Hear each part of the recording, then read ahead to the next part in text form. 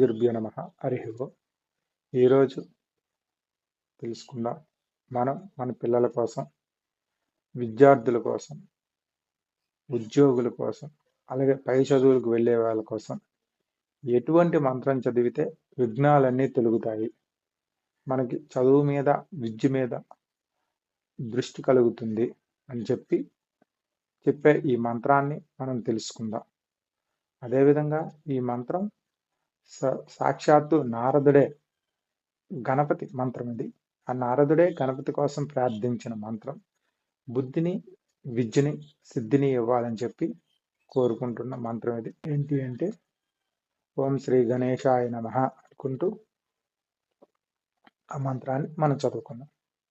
విద్యార్థి లభ్యతే విద్యం, ధనార్థి లభ్యతే ధనం, పుత్రార్థి లభ్యతే పుత్రం, మోక్షార్థి లభ్యతే గతిం అనుకుంటూ ఆ మంత్రాన్ని మనం చదువుకుంటే మనకి విద్య, బుద్ధి, సిద్ధి, మోక్షం కలుగుతుంది అనమాట. మరోసారి మళ్ళీ చదువుకుందాం.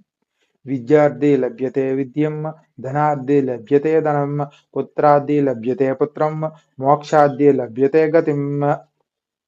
ఈ మంత్రం చాలా మంచిది.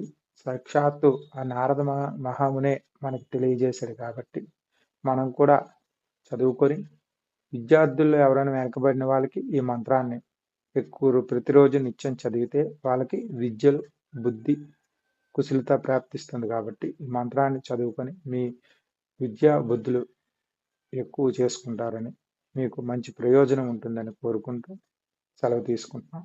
రేపటి వీడియోలో మళ్ళీ కలుసుకుందాం. అంతవరకు సెలవు. శ్రీ గురుభ్యో నమః. శ్రీ జై శ్రీరామ్. శ్రీమాత్రే నమః. జై హింద్.